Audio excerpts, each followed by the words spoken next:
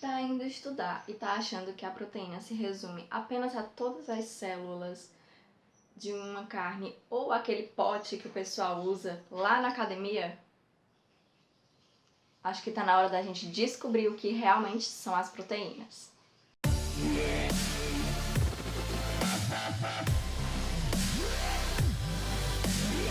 Nós já ouvimos falar sobre substâncias orgânicas e substâncias inorgânicas. Caso você não esteja lembrando, a substância inorgânica é aquela que possui o carbono, que vai interagir com hidrogênio, oxigênio, nitrogênio, enxofre e fósforo. A substância inorgânica, ela geralmente não possui os carbonos, exceto o dióxido de carbono, tá? Beleza? Então, a proteína, ela é uma substância orgânica e ela é formada por aminoácidos. Esses aminoácidos, eles vão estar ligados por ligações peptídicas, o que pode lhes conferir a nomenclatura de peptídeos. Essas proteínas, elas vão apresentar diversas formas e funções. E que funções são essas, querida professora? Estrutura de sustentação celular, o citoesqueleto. Transporte de moléculas no meio da célula, de célula para célula. Controle do metabolismo celular. Contração muscular. Ele vai atuar influenciando a velocidade das reações químicas. Ele vai também atuar na defesa do corpo, com certeza conferindo imunidade a nós, pobres mortais com medo do coronavírus! E, por último, não menos importante, ele vai atuar nos genes. Ele vai controlar a ação dos genes.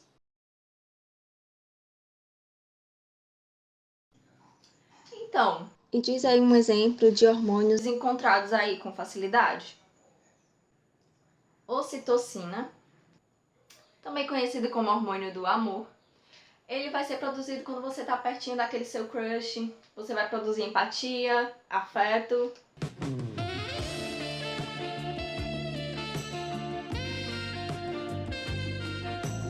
E além do seu crush, você também vai produzir ocitocina quando você está com o seu bebê. Por exemplo, uma mãe acabou de ter um filho, ela vai liberar ocitocina porque ela vai ter empatia e isso ajuda nossas espécies a perpetuar, a não abandonar os nossos filhotes. No momento do parto, a ocitocina também é liberada, porque ela vai ajudar na contração muscular do útero para o parto. Durante a lactação, ela também vai auxiliar, influenciando no trabalho das glândulas mamárias. Além disso, a ocitocina ela também vai ajudar no estresse, ela vai aliviar o estresse. Vasopressina. A vasopressina você já pode pensar e associar que tem alguma coisa a ver com vasos, com pressão. E você tá certo. A vasopressina ela vai causar o aumento da pressão arterial. Glucagon. Ele é produzido pelas células do pâncreas e ele vai produzir glicose. Ok? Firme, forte. Vamos lá agora para aminoácidos. Quem são? Os aminoácidos eles são formados por um grupo carboxila e um grupo amino. Diferentes formas de proteínas podem ser formadas pelos mais de 20 tipos de aminoácidos encontrados, esses que estão aqui na tela. Dentre esses aminoácidos do bloco, eles podem ser divididos em aminoácidos naturais e aminoácidos essenciais. Os aminoácidos naturais são aqueles que vão ser produzidos no próprio organismo, que vão ser alanina, ácido aspartico, ácido glutâmico, serina, cisteína, glicina, glutamina, hidroxiprolina, prolina e tirosina. Já os essenciais são aqueles que precisam ser obtidos por meio da nossa alimentação. E é por isso que a gente precisa manter a nossa alimentação regulada. Os aminoácidos são a histidina, isoleucina, leucina, lisina, metionina, fenilalanina, treonina, valina e o triptofano. Ainda existem também o semi-essencial. Como é esse semi-essencial? Esse semi-essencial ele é sintetizado pelo organismo de forma insuficiente. Então, mesmo que o nosso corpo produza, ele não vai ser suficiente, que é a arginina. A classificação desses aminoácidos pode ser polares ou apolares.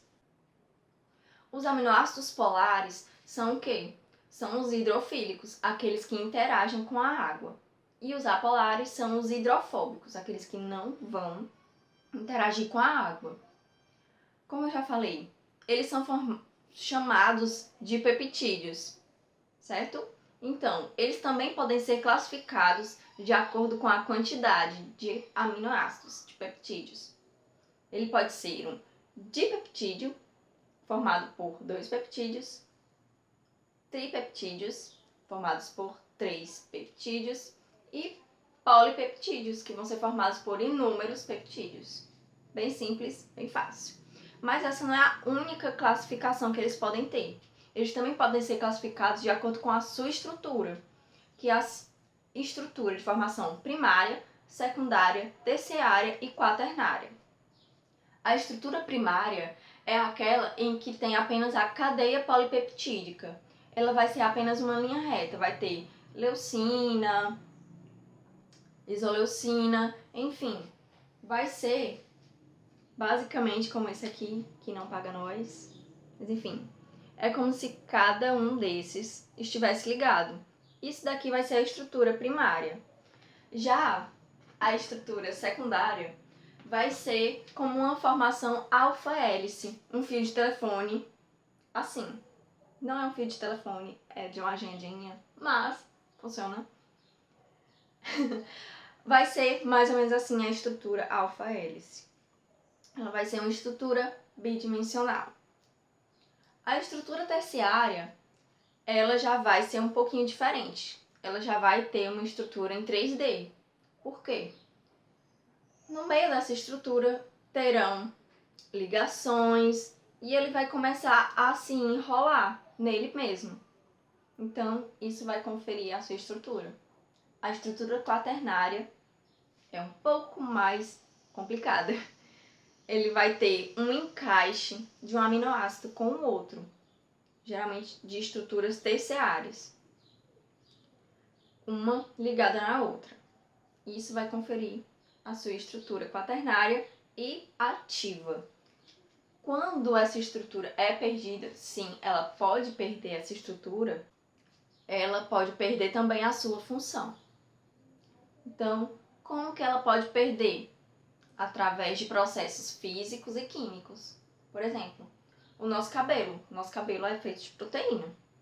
Então, o processo de você pegar e alisar com chapinha, com escova, é um processo mecânico, físico, que vai desnaturar a proteína do seu cabelo. Só que ele não desnatura totalmente, porque se você molhar, obviamente seu cabelo vai voltar à sua estrutura normal. Então, ela não é permanente. Claro, causa um dano, mas ela não é permanente. Outro exemplo é que se você for fazer alisamento químico, então você está desestruturando a química do seu cabelo, a estrutura daquela proteína com um processo químico, que ele não vai voltar ao normal. Um exemplo de processo físico que não tem volta é o ovo. O ovo, se você for cozinhar, ele vai mudar a sua estrutura. Ele vai mudar de cor e de textura. Ele vai ficar mais duro e vai ficar branco.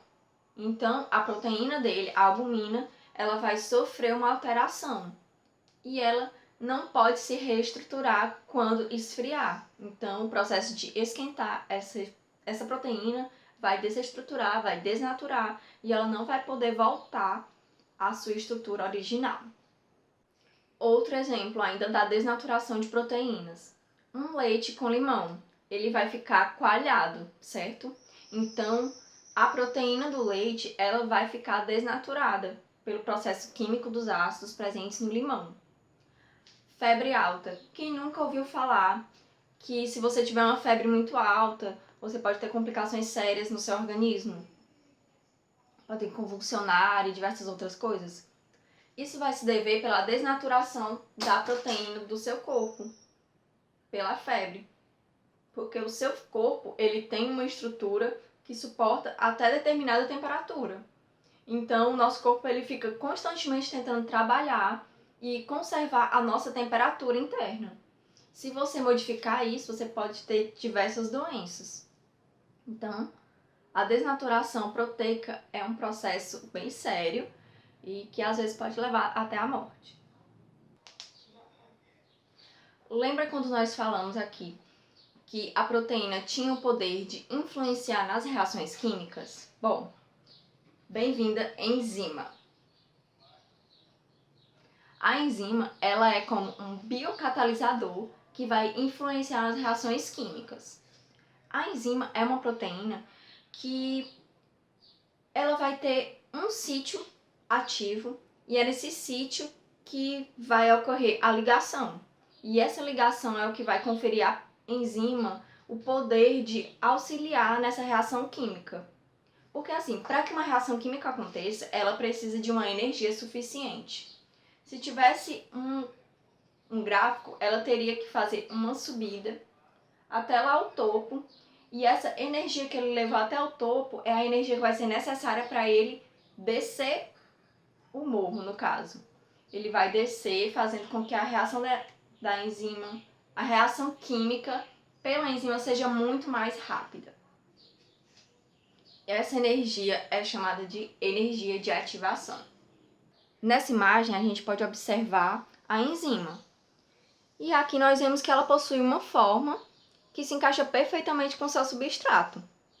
Então, ao se encaixarem, ela vai formar o complexo enzima-substrato. Desse complexo, geralmente saem no mínimo dois produtos, que é quando a reação já aconteceu. E claro, a reação ela vai depender de alguns fatores, como o pH das substâncias, e isso pode acontecer de diversas formas. Pode ser modificado por temperatura, pode ser modificado por alguma presença de elemento químico, e essas coisas vão influenciar. Bom, essa foi a nossa aula de hoje. Espero que você tenha gostado. Você pode rever essa aula se você quiser e depois só treinar com algumas questões. Até a próxima!